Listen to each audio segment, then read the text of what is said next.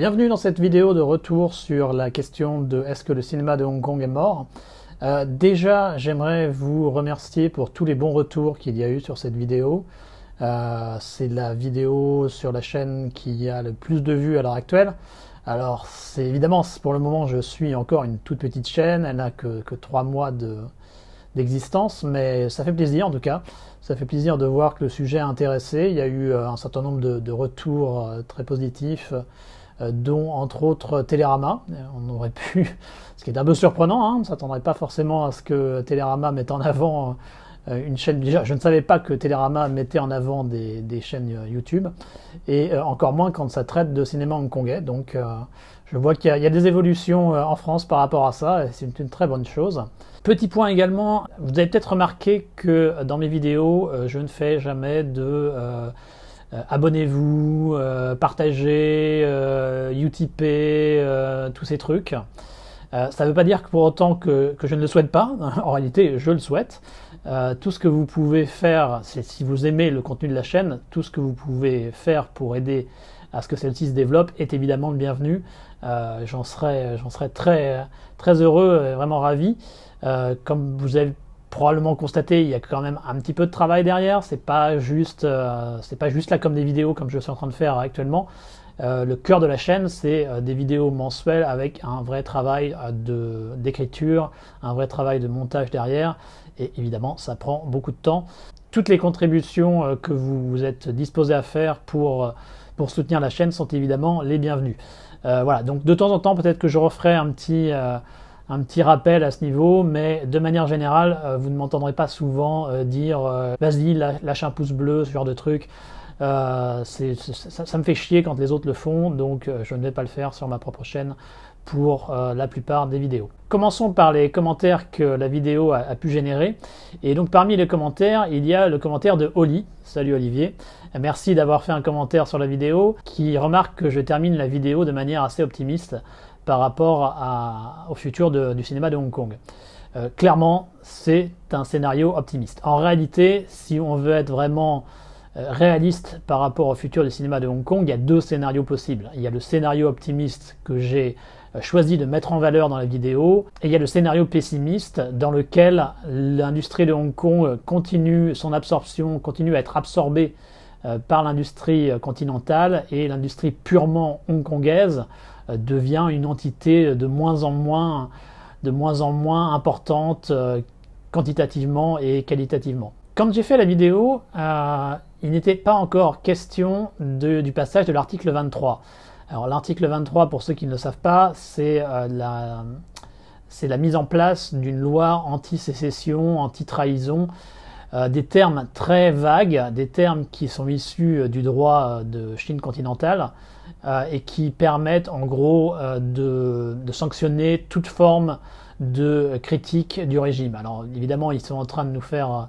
Là, au moment où je tourne cette vidéo, la loi va probablement passer d'ici 1 ou 2 jours.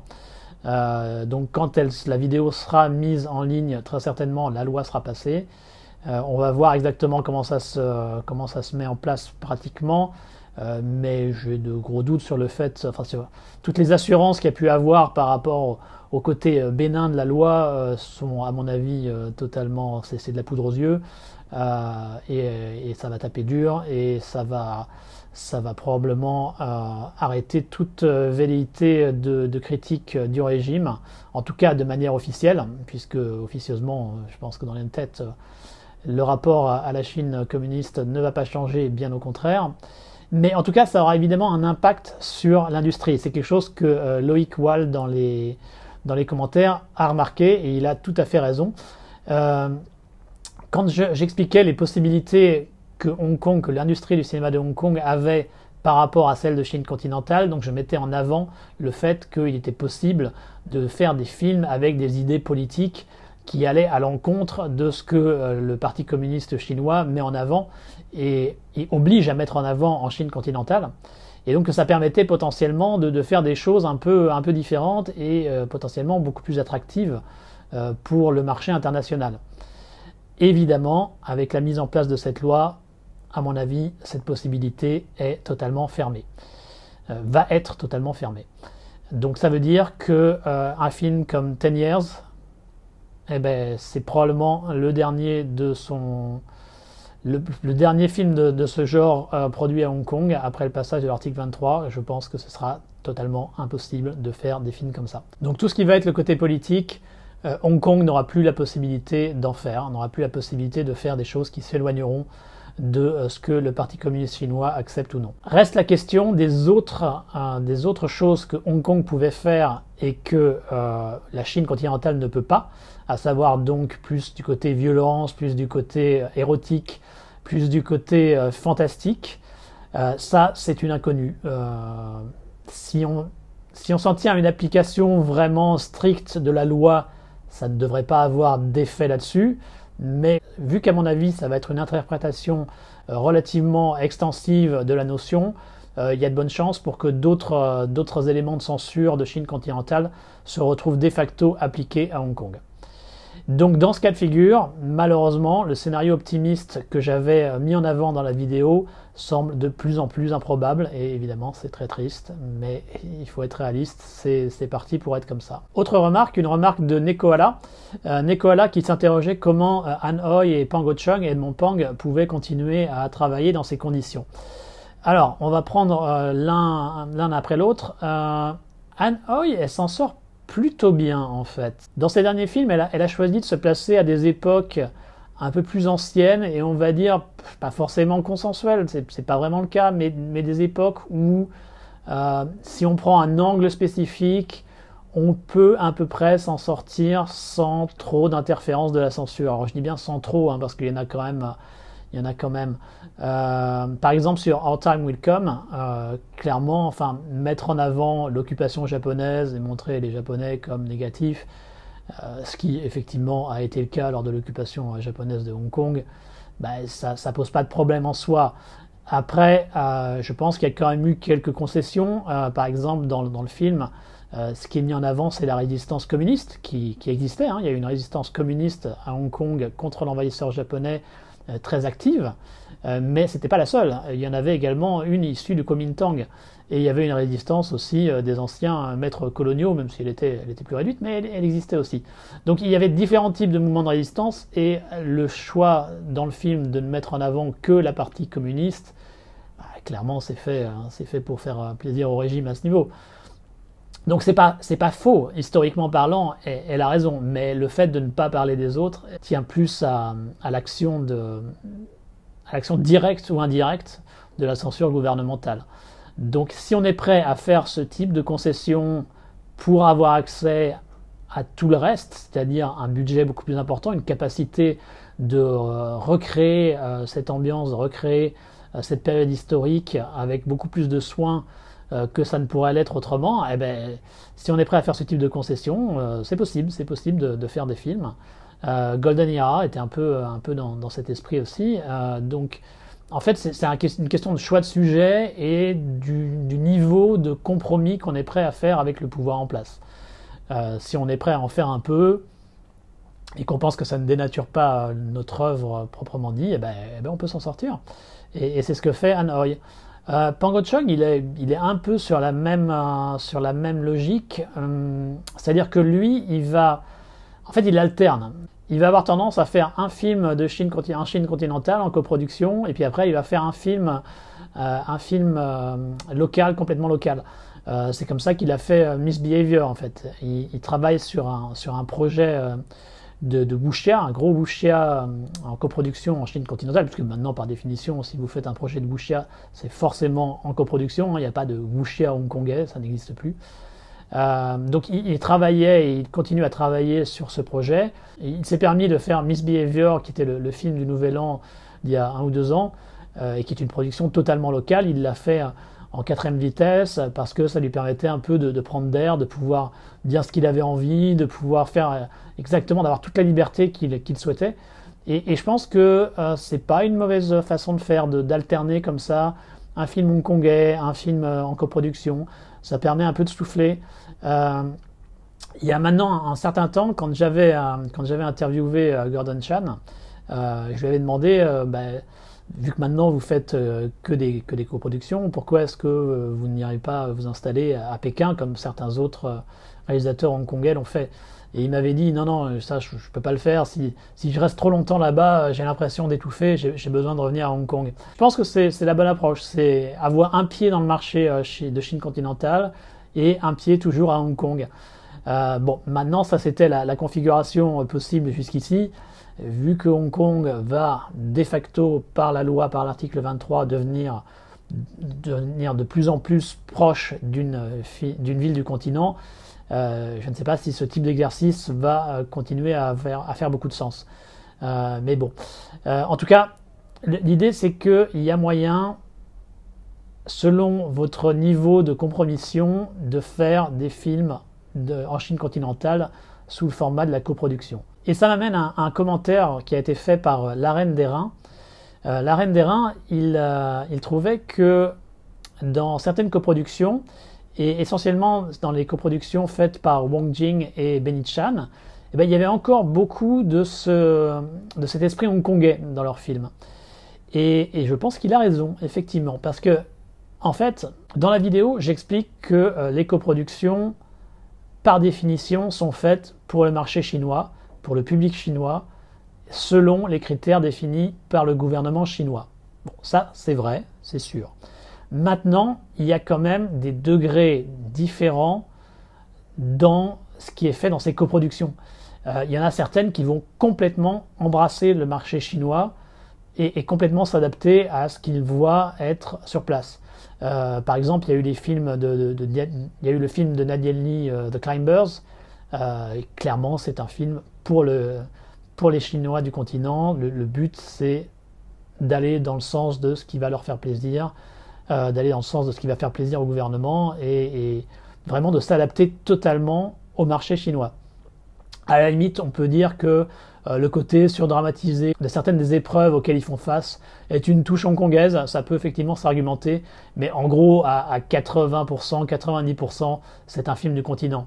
La même chose pour le film d'avion catastrophe réalisé par Andrew Lo, c'est un film chinois à 80-90%. Mais certains réalisateurs essayent toujours de conserver une touche hongkongaise assez importante. Par exemple, il y a eu le Golden Job de Chin Kar-lok, qui, pour le coup, avait pas mal ce côté hongkongais à l'ancienne, avec le côté amitié, avec des scènes d'action assez impactantes. Le fait d'aller tourner au Japon aussi, ne pas montrer forcément le Japon comme quelque chose de négatif. Enfin, il y avait pour le coup, il y avait vraiment un côté hongkongais assez marqué. Et c'est vrai que chez Benny Chan et chez Wong Jing, il y a également une tendance à vouloir conserver cette touche hongkongaise. Benny Chan sur White Storm, c'est vrai que c'est un film qui, à bien des égards, aurait pu être fait en tant que film de Hong Kong proprement dit. Je pense qu'il n'y a pas eu foncièrement beaucoup d'interférences. Alors, ça tient aussi au fait qu'il y a eu des techniques pour éviter d'avoir des interférences. Le fait de tourner en Thaïlande, par exemple, c'est un bon moyen d'éviter des problèmes, puisque à partir du moment où les événements se passent dans des lieux autres qu'en Chine, vous pouvez mettre tous les criminels, tous les trucs les plus horribles possibles pour montrer le pays. Il y a aucun problème. Vous ne pourriez pas le faire si c'était en Chine continentale proprement dit.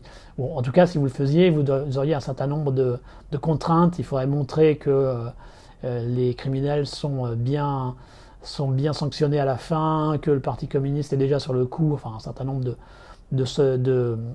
contraintes comme ça. Et donc, White Storm, il a su habilement les éviter et ainsi pouvoir faire un film qui se rapproche de ce que Hong Kong aurait fait à la grande époque. Alors ça tient à la personnalité des réalisateurs, ça tient aux sujets qui sont traités, ça tient également en fait à une évolution de la censure chinoise par rapport aux coproductions. Il faut bien voir que la censure chinoise, c'est pas un monolithe qui reste toujours le même depuis 40 ans. Depuis 40 ans, depuis le début des années 80 où il a commencé à y avoir un certain relâchement par rapport aux productions possibles en Chine continentale, la censure a énormément évolué.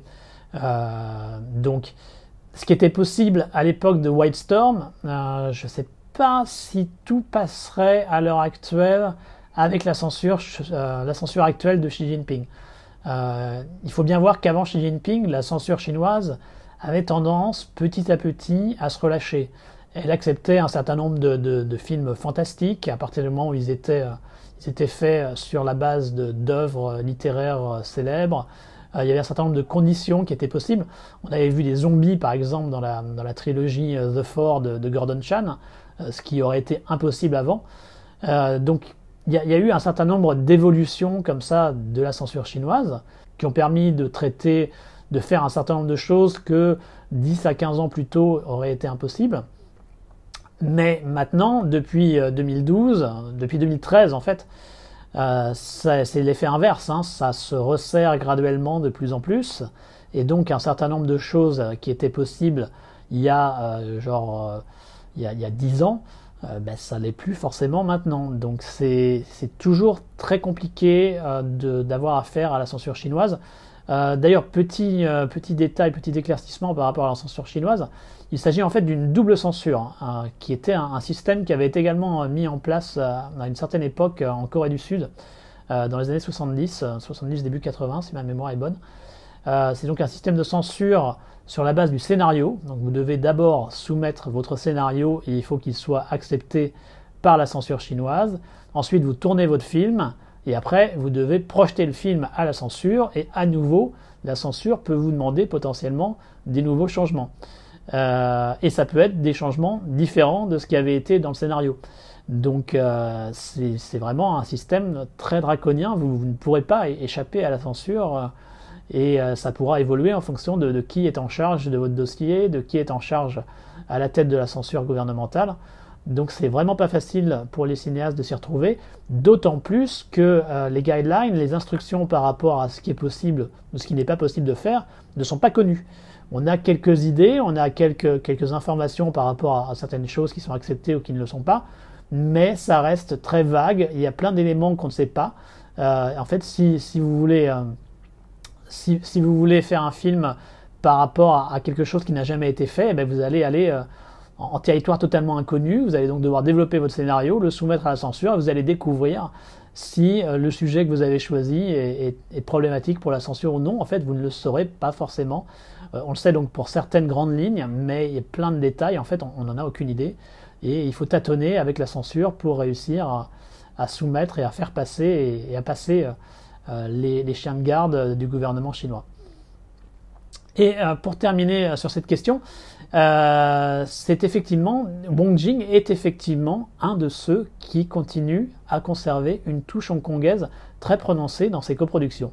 Et ça, c'est vraiment surprenant, parce que Wong Jing, par définition, on le sait, c'est un commerçant, son but c'est de faire de l'argent, il n'a jamais caché, il dit clairement que ses films ne sont pas de l'art, machin. Bon, on le sait. Donc, le voir conserver une touche hongkongaise dans ses films, pour le coup, c'est un peu surprenant parce qu'on pourrait croire que s'il embrassait complètement le côté Chine continentale, il ferait potentiellement plus d'argent.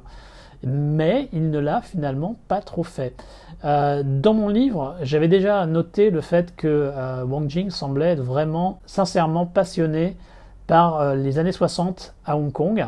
C'est un sujet sur lequel il revient régulièrement, il produit des films à chaque fois. Ça a été le cas encore là, il n'y a pas très longtemps, avec les deux Chasing the Dragon. C'est visiblement quelque chose qui lui plaît, et je pense qu'il a effectivement un attachement assez prononcé à Hong Kong et à l'esprit du cinéma de Hong Kong, même s'il ne va pas le dire de manière trop tranchée. C'est intéressant d'observer par exemple le positionnement politique de Wong Jing. Pendant longtemps, en fait, il a fait des déclarations plutôt pro-démocrates. Et il a changé de position, il a fait un 180 degrés complet il y a quelques années, dans laquelle il a commencé à dire, à soutenir le gouvernement, à soutenir le Parti communiste chinois, tout ça, à faire des déclarations dans ce sens-là.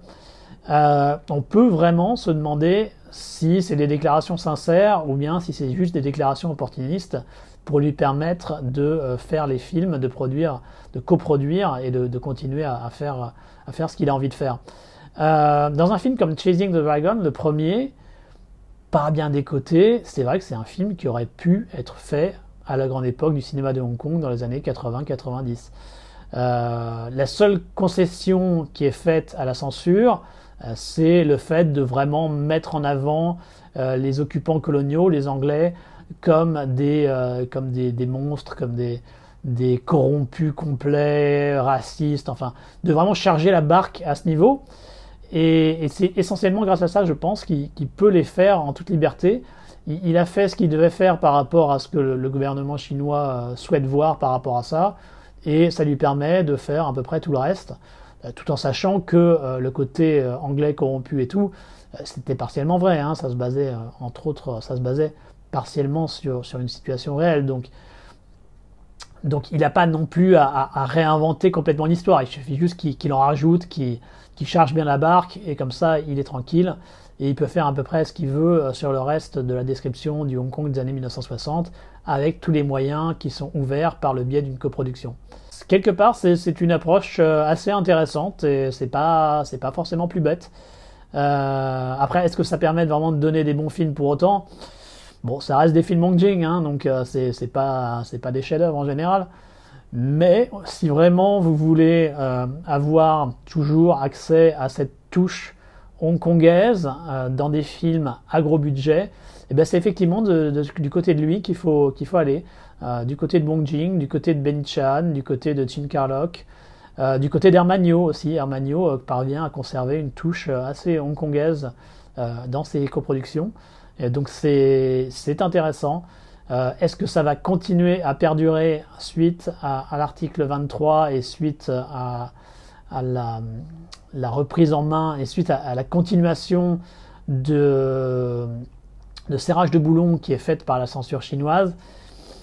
Je ne sais pas, non, on va voir, c'est une question qui reste en suspens. Petit tournage additionnel, j'espère que vous m'excuserez pour le manque de continuité donc entre cette partie et le reste de la vidéo, parce qu'il y a eu un commentaire intéressant de Ben Crandall auquel je voulais répondre. Donc Ben Crandall soulignait à quel point la partie historique était assez simple et réduite, et allait passer ainsi des années 50 à Bruce Lee de manière assez abrupte. C'est vrai. La partie historique, en fait, n'était là que pour montrer à quel point le facteur Chine est un facteur capital dans la reconnaissance, dans la situation du cinéma de Hong Kong. C'était un cinéma régional et c'est devenu un cinéma mondial parce que la Chine a connu une période politique bien spécifique, et en Hong Kong on a bénéficié. À partir du moment où la Chine a pris une place plus importante dans l'économie mondiale, et bien la situation de Hong Kong s'en est retrouvée mise en danger et revient à une situation de cinéma régional. Et Ben Crandall commentait sur deux autres points. Le premier, le fait que grâce à ces coproductions, il y avait la possibilité de développer le côté 3D et numérique. Assurément, c'est vrai. À partir du moment où les coproductions ont été possibles, des budgets ont été beaucoup plus importants, et donc ça a permis tout un tas d'améliorations techniques, dont la 3D. C'est d'ailleurs une des motivations principales pour les réalisateurs hongkongais, c'est de pouvoir accéder à ces budgets très importants pour pouvoir ainsi faire des films plus ambitieux et repousser toujours plus loin les limites de la technique en matière de cinématographie. Et également parce que ça permet d'avoir des rémunérations plus importantes pour le réalisateur, mais également pour toutes les autres personnes impliquées dans la production. Donc de ce point de vue-là, c'est vrai. Et on peut dire que les cinéastes hongkongais ont bien contribuer au développement technique du cinéma chinois de manière générale, coproduction, mais également cinéma purement mainland. Et il soulignait que des cinéastes comme Tsui Hark et John Woo avaient pu faire leurs films en coproduction sans se renier. Alors, là-dessus, par contre, je suis un petit peu plus nuancé, personnellement. Alors déjà, pour continuer dans ce que je disais précédemment par rapport à la censure qui évoluait, il faut bien voir également que le poids des cinéastes hongkongais a évolué de 2004 à maintenant. Au début donc des accords de coproduction, les cinéastes hongkongais avaient un poids économique, artistique nettement plus important que ce qu'il est maintenant. Donc des coproductions qui pouvaient être faites en 2004 avec un nombre de compromissions relativement réduit, eh ben c'est beaucoup moins le cas maintenant. À cause du poids, entre autres, du poids moins important qu'ont les cinéastes hongkongais dans l'industrie cinématographique chinoise au sens large. Après, il y a également une question de statut personnel du cinéaste. Certains cinéastes ont par définition un statut plus important parce qu'ils ont une influence plus importante, et ça leur permet de négocier en position un peu plus avantageuse par rapport à la censure. Tsui Hark, par exemple, puisqu'on peut en parler, puisque je connais plutôt pas trop mal le sujet maintenant, il a donc une très bonne réputation, et il a aussi un autre facteur, c'est qu'il a su cultiver un certain nombre de relations au sein du Parti communiste chinois. Et donc ça a pu l'aider. Comparativement à un John Woo qui, pour le coup, lui est parti aux États-Unis à la fin des années 1990, n'avait pas forcément les connexions, et son retour en Chine au milieu des années 2000 a été un petit peu plus laborieux.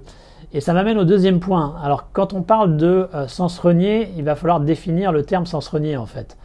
Parce que si par sens renié, on entend que Tsui Hark et John Woo n'ont pas fait de film sur la création du Parti communiste chinois, par exemple, avec un clone de Mao, effectivement, ils n'ont pas été aussi loin. Pour autant, leurs films ont quand même été influencés de manière directe ou indirecte par la censure chinoise et par la politique chinoise du moment, parce qu'il n'y a pas le choix, parce qu'on ne peut pas passer outre. Par exemple, donc sur Red Cliff de John Woo, il y a eu un certain nombre de difficultés, mine de rien, pour John Woo par rapport à la production du film. Ça n'a pas été aussi facile qu'on pourrait le croire. Alors que pourtant, c'est John Woo, quelqu'un qui est quand même une aura assez importante, un statut de réalisateur assez majeur. Mais il a quand même dû un peu lutter pour parvenir à monter le film tel qu'il le voulait. Tsui Hark, je vois quand même, moi, des différences entre le Tsui Hark de 2004 qui a fait Seven Swords et celui de fin 2019-2018 quand il termine Lady. C'est pas exactement la même chose. Alors, je suis d'accord, sur l'ensemble, il conserve l'essentiel de son style. Donc ça reste un film de Tsui Hark avant tout. Mais il y a quand même eu un certain nombre de compromissions qui étaient inévitables. Sur le premier Détective D, par exemple, il devait y avoir une critique de la religion nettement plus forte. Et ça n'a pas été possible parce que le gouvernement chinois, la censure chinoise, lui a demandé de modifier son scénario en conséquence. Il y a donc un certain nombre de choses. Le truc, c'est qu'on ne sait pas forcément dans le détail quels changements ont été faits. Donc il est difficile de dire à quel point les compromissions ont été importantes ou non de la part de Tsui Hark. Je vois sa série des Détectives D comme vraiment des films sur le rapport au pouvoir. C'est assez simple comme analyse, mais on peut voir dans le personnage de Dee une représentation de Tsui Hark par rapport au pouvoir chinois, par rapport au pouvoir chinois en place. Certains critiques voient dans les Dee une critique du pouvoir, une critique du pouvoir chinois. Il y a pas une partie de ça, mais je ne vois pas que ça. Je vois également une certaine acceptation de l'état de fait des coproductions, de l'état de fait que pour travailler en Chine, il est obligé de faire un certain nombre de compromissions, et d'une certaine manière, il l'accepte, en tout cas partiellement. Alors tout ça, ça évolue au fur et à mesure dans les Dee, donc c'est des positions qui évoluent et qui seront plus développées dans le livre qui sortira sur Tsui Hark, donc je vais pas forcément aller trop en détail là-dessus. Vous lirez ce que j'ai écrit là-dessus, et on verra si vous êtes d'accord ou non. Vous aurez le droit d'ailleurs de ne pas être d'accord avec mon analyse. Mais en tout cas, pour dire que c'est sens renié, mitigé. Je vois un peu de reniement quand même sur certains aspects. Pas complètement. Ça reste quand même dans les grandes largeurs des films de leurs auteurs, des films de Tsui Hark, des films de John Woo. Mais il y a quand même un certain nombre de compromissions qui sont inévitables. Et enfin, un dernier commentaire intéressant, c'était le commentaire de Monkey Kung Fu. Je ne sais pas si c'est une référence au film de la Shaw Brothers, mais en tout cas, très bien si c'est le cas. Très bon film de Kung Fu. Donc Monkey Kung Fu qui signale que, oui, le cinéma de Hong Kong, tel qu'on l'a connu, est mort, mais il a produit tellement de films dans les années 70, 80, 90, qu'il reste un nombre impressionnant, un nombre très important de films à découvrir, et il a tout à fait raison. Avec plus de 100 à 200 films par an sur cette période, si on fait une moyenne sur les 30 ans, clairement, pour voir tout, vous allez y passer des années et des années. Moi, personnellement, j'en ai vu un certain paquet. mais j'ai toujours des films que je n'ai pas vus, dont certains, quelques-uns, des classiques. Et donc je continue à en regarder, et au moins ça reste sur pellicule, ça existe. Les films sont disponibles, alors parfois dans des moyens plus ou moins légaux, parfois dans une qualité plus ou moins intéressante, mais en tout cas ils existent, ils sont là. Donc vous avez toujours la possibilité de vous replonger dans cette époque, de vous replonger dans l'énergie, dans l'inventivité qu'avait le cinéma de Hong Kong de cette époque, qui a fait qu'on a aimé, je pense pour la plupart d'entre nous, le cinéma de Hong Kong. Donc voilà, il faut rester quand même sur une note optimiste. Espérons que Hong Kong va continuer à produire des bons films malgré toutes les difficultés à laquelle la ville est confrontée. Dans le pire des cas, en tout cas, il y a eu un nombre impressionnant de films qui a été produit, et donc par conséquent vous en avez pour des années et des années à vous amuser à découvrir de bons films de Hong Kong, et je vous incite à le faire évidemment.